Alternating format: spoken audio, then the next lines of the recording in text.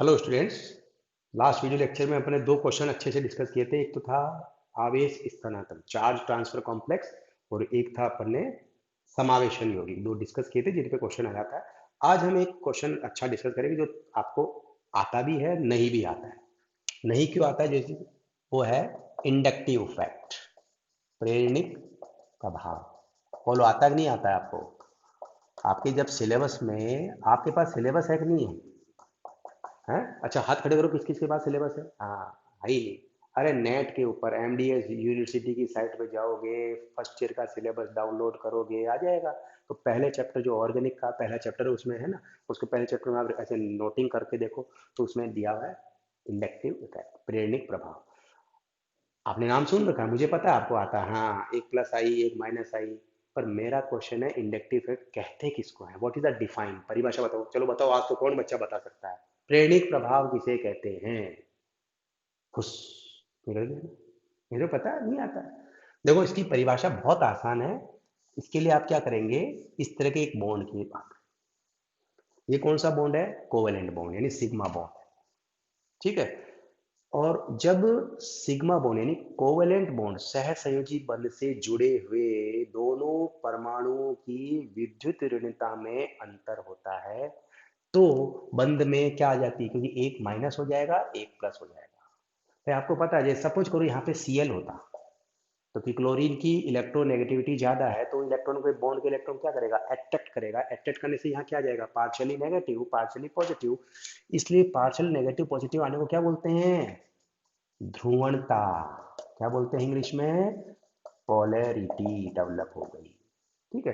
अब इसकी डिफाइन सुनना, ये तो एक मतलब बनाने का तरीका है। अब इसको मैं डिफाइन कैसे कर रहा हूं कि जब सहसंयोजी बंध से जुड़े हुए दोनों परमाणु एटम की इलेक्ट्रोनेगेटिविटी, विद्युत ऋणता अलग अलग होती है, तो बंध में ध्रुवणता आ जाती है। इसे प्रेरणिक प्रभाव कहते हैं। This is known as inductive effect. तो बंध के इलेक्ट्रॉन क्या हो गए? इधर विस्थापित हो गए, डिस्प्लेस हो जाते हैं। ट्रांसफर में डिस्प्लेस हो जाते हैं, विस्थापित हो जाते हैं। तो आप इस तरह का सिंबल लेके पहले इसको क्या करेंगे? डिफाइन करेंगे। तो डिफाइन वापस रिपीट करता हूं कि जब कोवेलेंट बॉन्ड से, सहसंयोजी बंध से जुड़े हुए दोनों परमाणुओं की विद्युत ऋणता में, इलेक्ट्रोनेगेटिविटी में अंतर होता है, तो बंध में ध्रुवणता आ जाती है, जिसे हम प्रेरणिक प्रभाव कहते हैं। ये दो प्रकार का होता है। एक होता है प्लस आई प्रभाव, आप अच्छे से जानते हैं। एक होता है माइनस आई प्रभाव, क्योंकि इन गोल्ड ने दिया था ना, इसे उसके नाम का अक्षर आई हमने ले लिया। तो प्लस आई प्रभाव वाले ग्रुप कौन होते हैं? जो इलेक्ट्रॉन प्रतिकर्षी हैं, जो इलेक्ट्रॉन रिपल हैं। तो इलेक्ट्रॉन रिपल ग्रुप जो भी होते हैं, इलेक्ट्रॉन को रिपल करेंगे, उनको हम प्लस आई इफेक्ट वाले कहते हैं। और आपके पास जैसे सारे आते हैं, तो इसमें आप ध्यान रखना, जैसे ये tertiary butyl, T butyl, isopropyl, और आपका इथाइल ग्रुप और मिथाइल ग्रुप। तो ये प्लस आई प्रभाव का क्या हो गया? एक ऑर्डर मैंने आपको बता दिया। तो ये ध्यान में रखें कि आगे जो क्वेश्चंस आएंगे ना बहुत सारे, तब उसमें इसका यूज करेंगे। तो ये प्लस आई प्रभाव वाले ग्रुप हैं कौन? Tertiary butyl, isopropyl, ethyl, methyl. ये आपके क्या है? प्लस आई प्रभाव वाले ग्रुप है। तो इनमें भी ऑर्डर लिखा कि इसका सबसे ज्यादा प्लस आई प्रभाव होता है। इसी तरह से माइनस आई प्रभाव वाले ग्रुप तो माइनस आई में क्या होगा? प्रतिकर्षी की जगह क्या लगा दोगे? आकर्षी लगा दोगे। तो माइनस आई प्रभाव वाले ग्रुप जो होंगे, minus I effect electron Aakarshi. ठीक है। कौन कौन है वो ग्रुप? उनका भी ऑर्डर आपके पास होना चाहिए। NO2, NO2 का सबसे ज्यादा होता है। NO2 के बाद कौन आता है? साइनाइड। साइनाइड के बाद कौन आता है? आपके देखो, fluoro, chloro, bromo, iodo. Basic अपन इन ऑर्गेनिक की बात कर रहे हैं। OH। और सबसे लास्ट में ये आता है, इसका ध्यान रखना, फेनिल। क्या नाम है? फेनिल। तो इस तरह से वैसे और भी होता है, जैसे CF3, अब 3 फ्लोरीन अगर लगा दूंगा तो ये और भी स्ट्रॉन्ग हो जाएगा। पर ये बेसिकली हमको इससे मतलब है, ये बहुत इंपॉर्टेंट काम का है। बाकी 3 हेलोजन है जो अपने को माइंड में रखना है। तो ये आपके माइनस आई इफेक्ट का एक ऑर्डर आपको माइंड में रखना, ताकि आप आगे के क्वेश्चन सॉल्व कर सको। तो एक छोटा सा क्वेश्चन हमारा तैयार हो गया कि प्रेरणिक प्रभाव किसे कहते हैं, उसकी डिफाइन, उसका स्ट्रक्चर, और इसके प्लस आई और माइनस आई दो तरह के टाइप्स आपने बता दिए।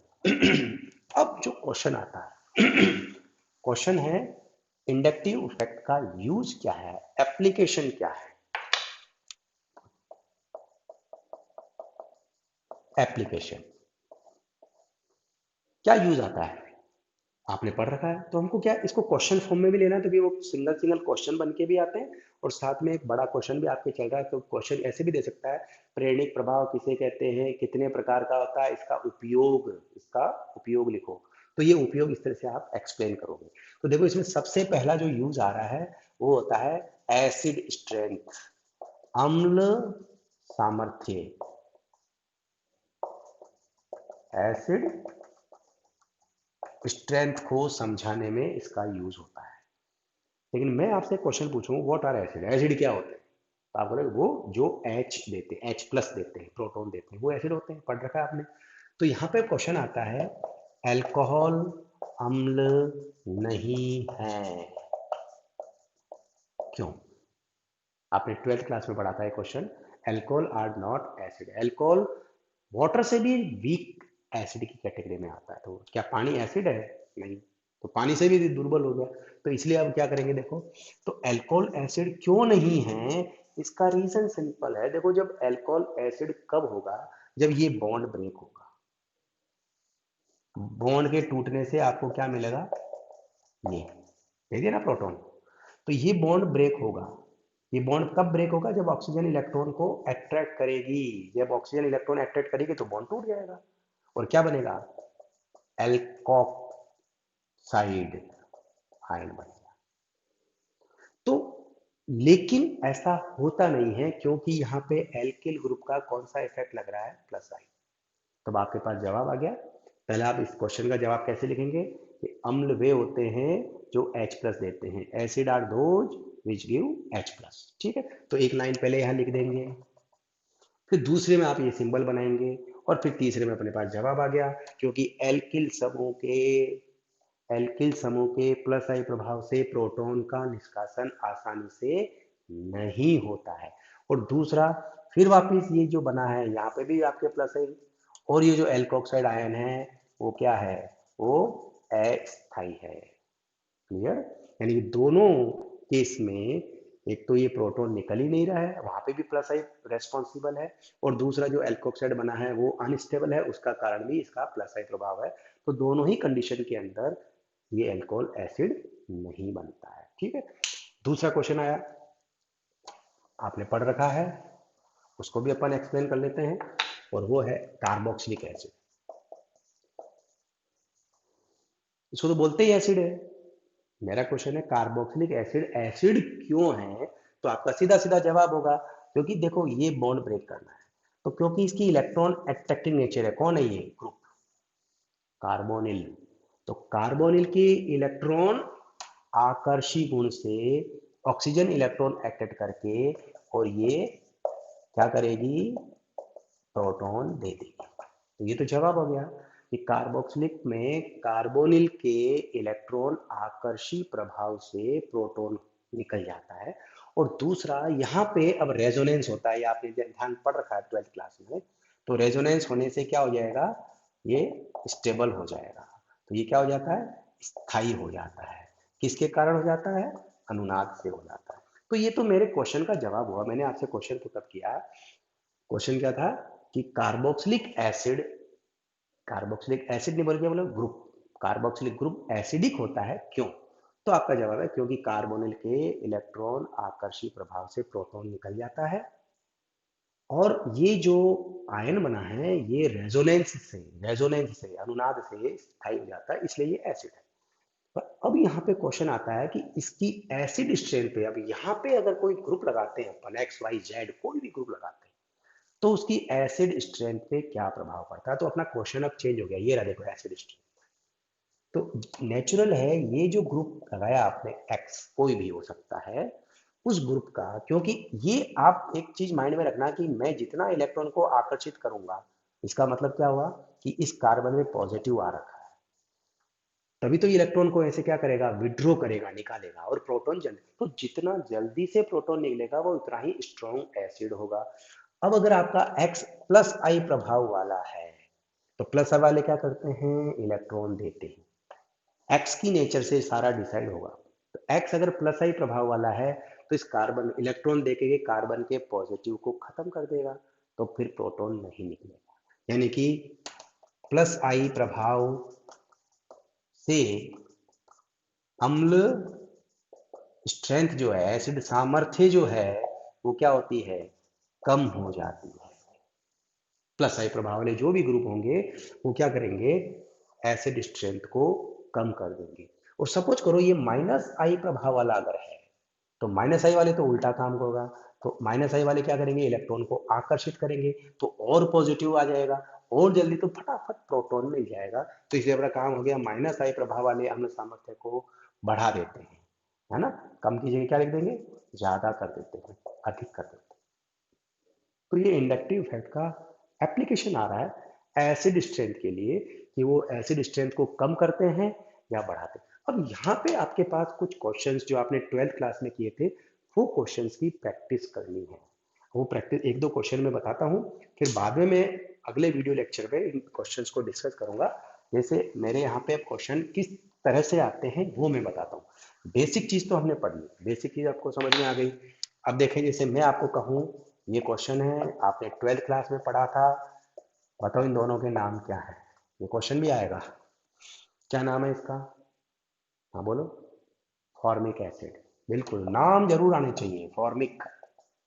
और इसका नाम क्या है, acetic acid, acetic acid. IUPAC भी आना चाहिए, क्या नाम है आईयूपीएसी, एक कार्बन है, क्या नाम, वो एसिड को क्या बोलते हैं, तो मिथेनोइक एसिड, ठीक है। और इसको क्या बोलेंगे, दो कार्बन आ गए तो क्या बोलेंगे, इथेनोइक एसिड। तो क्वेश्चन बहुत सिंपल सा है। क्वेश्चन हमने पूछा आपसे कि इन दोनों में स्ट्रॉन्ग एसिड कौन है, चलो आप बताओ। हाँ वो सही बोला, एसिटिक एसिड, नाम जानना गलत। Formic acid is stronger than acetic acid, why, question बन गया। फॉर्मिक अम्ल एसिटिक अम्ल से प्रबल होता है, क्यों, तो सिंपल सा जवाब ये आ गया हमारे पास, मैथिल ग्रुप के प्लस आई, वो वापस रिपीट हो गया ना, CH3 समूह के प्लस आई प्रभाव से प्रोटॉन का निष्कासन आसानी से नहीं होता है, इसलिए एसिटिक एसिड दुर्बल है और फॉर्मिक प्रबल है कंपैरिजन के अंदर। आगे बात समझ में। इसी तरह से क्वेश्चन इस तरह से भी आ सकता है, क्वेश्चन की वैरायटी बहुत है मेरे पास, लेकिन आपको थोड़ा सा समझना पड़ेगा। अब मैं अगर कहूं ये कौन है, इसका नाम, फिर इसका नाम, फिर इसका नाम, और अब इसका नाम, ये बहुत बार क्वेश्चन एग्जाम में आया हुआ है, इसलिए सावधान। चार एसिड दे दिए मैंने, इन चारों का नाम देखो, बहुत पहले तो नाम आना चाहिए, बच्चों को नाम नहीं आता इसलिए एग्जाम में क्वेश्चन नहीं कर पाते। इसका नाम क्या है, एसिटिक एसिड। एसिटिक एसिड में एक क्या लगाया, मैथिल, तो क्या नाम हो गया, मैथिल एसिटिक एसिड। क्या नाम हो गया, एसिटिक एसिड। इसमें कितने लगा दिए, दो, तो बताओ क्या नाम हो जाएगा, बिल्कुल सही बोला, डाइमेथिल एसिड। इसमें कितने लगा दिए, तीन, तो उस एसिटिक एसिड में इसी कार्बन के ऊपर एक मैथिल लगाया, दो मैथिल लगाए, तीन मैथिल लगाए, उसका नाम आ गया, तो इसका नाम हो गया trimethyl acetic acid. Question ऐसे ही आता है, acetic, methyl acetic, dimethyl acetic, tri में, इनको अम्ल सामर्थ्य के घटते क्रम में लिखो, बढ़ते क्रम में लिखो, ऐसे क्वेश्चन आते हैं और बच्चा गलत करके आ जाता है। कोई बात नहीं, वो अपन बाद में डिस्कस करेंगे उसका आंसर कैसे निकालते हैं। फिलहाल अभी मैं आपसे पूछूं इन चारों में ज्यादा स्ट्रॉन्ग कौन है, तो नेचुरल है, प्लस आई वाले अम्ल सामर्थ्य को, एसिड स्ट्रेंथ को क्या करते हैं, कम करते हैं, तो ये सबसे दुर्बल ये हुआ। आगे बात समझे, तो आपने सबसे स्ट्रॉन्ग कौन हुआ, ये फर्स्ट हो गया, ये सेकंड हो गया, ये थर्ड हो गया, और ये फोर हो गया। तो अपने को सबसे पहले ये डिसाइड करना है कौन स्ट्रॉन्ग है और कौन वीक है। ऐसे ही माइनस आई का भी एक एग्जाम्पल, क्योंकि अपना एक क्वेश्चन चल रहा है, आपको ध्यान हो तो अपना क्वेश्चन क्या चल रहा है, इंडक्टिव इफेक्ट, प्रेरक प्रभाव अम्ल सामर्थ्य को कैसे समझाता है। तो एग्जाम में हम इसी तरह का एग्जाम्पल देकर के उसको एक्सप्लेन कर रहे हैं, ये भी चल रहा है। और ये इस तरह का क्वेश्चन क्या आएगा वो मैं अगले वीडियो लेक्चर में आपको समझाऊंगा। एक एग्जाम्पल माइनस आई का बता दीजिए आप, तो माइनस आई के अंदर आप क्या बोल सकते हो, आप माइनस आई प्रभाव लो। तो देखो ये आ गया आपके कौन, एसिटिक एसिड, एक Cl लगा दो, बताओ इसका क्या नाम होगा, अब बताओ इसका क्या नाम हुआ, अच्छा, तो अब इसका क्या नाम हुआ? बस अब आप अच्छे बच्चे बन गए। क्या नाम है? Acetic acid, chloro acetic acid. क्या नाम हुआ? Dichloro acetic acid. क्या नाम हुआ? Trichloro acetic acid. अब मैं बोलूं कि इनमें सबसे स्ट्रॉन्ग कौन है? हाँ बिल्कुल सही बोला। ये क्यों? कि इसमें 3 Cl का -I प्रभाव लग रहा है। तो -I प्रभाव के कारण, ये सबका -I प्रभाव, पर इसमें सबसे ज्यादा लग रहा है, इसलिए ये क्या हो गया? फर्स्ट। ये क्या हो गया? सेकंड। ये थर्ड, और ये फोर्थ। तो इस तरह से हमने हमारा एक छोटा सा क्वेश्चन तैयार कर लिया इंडक्टिव इफेक्ट का एसिड स्ट्रेंथ को समझाने में। कल इसके ऊपर मैं और भी आपको कुछ क्वेश्चंस कराऊंगा जिसमें आपके के और पीके के ऊपर भी क्वेश्चंस आते हैं, तो वो उनको करने का तरीका कैसे होता है वो उसको एक्चुअली थोड़ा इसको और पढ़ाई